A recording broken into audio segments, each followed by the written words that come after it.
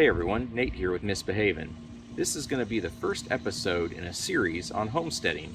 My wife and I recently acquired our first house with some land, and we're going to introduce you to the 10,000 foot view of what we envision this place becoming. So let's get started.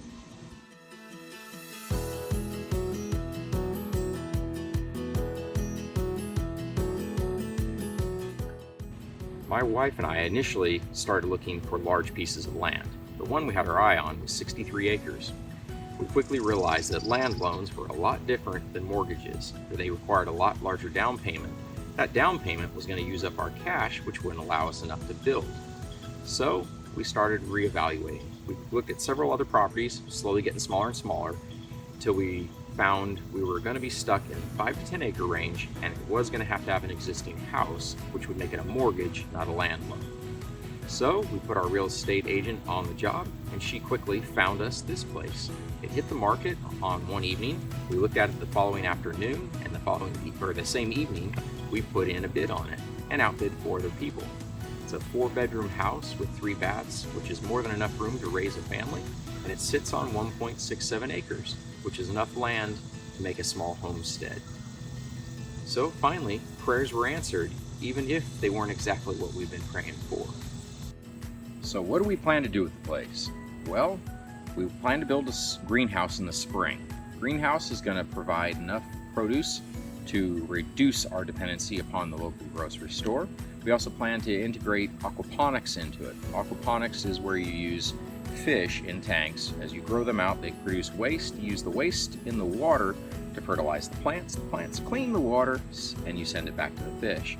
So it's a loop, a symbiotic relationship. That will produce probably between 100 to 150 pounds of fish per year, and that's not bad. That's a good start. We also plan to get chickens. We're going to use them for eggs primarily. We might raise some out for meat, but we'll see how that goes. We do not plan to get a rooster as a mercy to our neighbors who are fairly close, and roosters can be noisy. We also plan to raise rabbits. We've actually purchased our first rabbit. She's more of a pet than a breeding doe, but we will breed her at some point. Rabbits are for meat. That's kind of a foreign concept to many Americans this day and age, but rabbits for meat was fairly common, especially at the founding of our country. They were brought over with the initial settlers along with bees. And that is the other thing we raise. We have bees. I've raised bees with a few friends of mine for, I guess, 6 seasons now. And they produce way more honey than we could ever use, so we sell the surplus, which helps generate a little revenue for the land. We're also going to start planting our orchard in the spring, which is we plan to use the espalier method, which is basically trellising fruit trees like you would an orchard. And that allows you to pack a lot more trees into a smaller area because they're grown in rows, and you put the rows usually like north to south and the sun east to west, so the rows get even distribution of light throughout the day. The bottom of the trellis is usually at about hip high or so, and then the top being as high as you can reach, and so it keeps all the fruit right there in the middle where you need to grab it. The green space between the rows we're going to plant with probably clover, maybe some grasses, and that's going to be grazing area for the rabbits and possibly the chickens. We plan to put the rabbits in tractors. Look up rabbit tractor or chicken tractor. It's basically a 4-foot by 8-foot cage on wheels.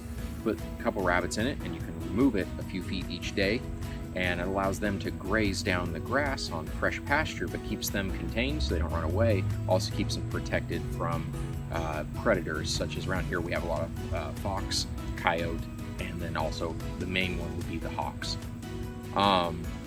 And that provides good green food for the rabbits. It doesn't cost us really anything. And yeah, so that's the plan. The extra green in the rows, I'm looking into getting a small 20-inch baler. So most round bales people are used to are 8 feet in diameter or something. This is going to be about 20-inch bales, but we can go ahead and roll them up, store them away, and that's then the hay fodder for the rabbits during the winter. Again, the cost savings if I can get the piece of equipment used. If it's new, it kind of blows the savings out of the water. And then, of course, a vegetable garden. We're just going to grow a vegetable garden during the summer, which will be in addition to whatever we grow in the greenhouse. But that's going to be more for your crops to take up a lot of space. Corn, your squashes, your pumpkin, the stuff that spreads a lot. And that's pretty much the plan for what we plan to build out across the land. So now let's cover the why.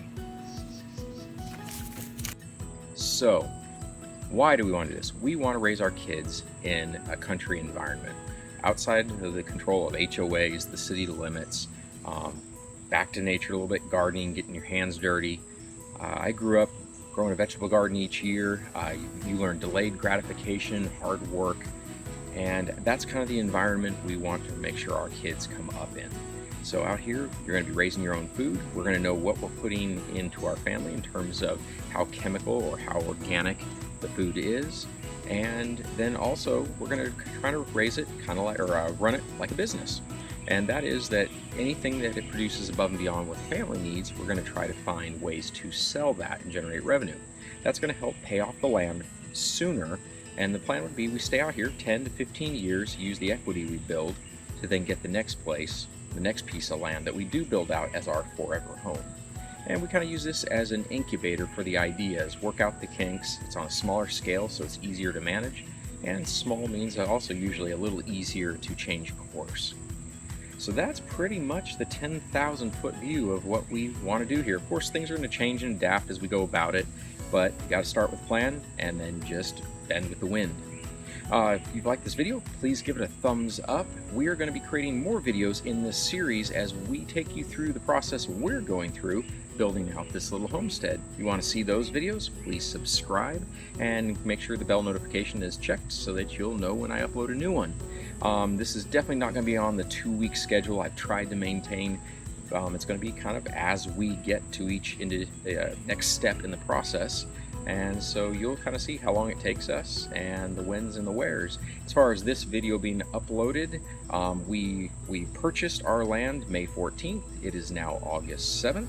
And we are kind of working through. I've been knocking down trees, clearing brush, and just kind of getting the land opened as we then kind of get a feel for it and build out our plans.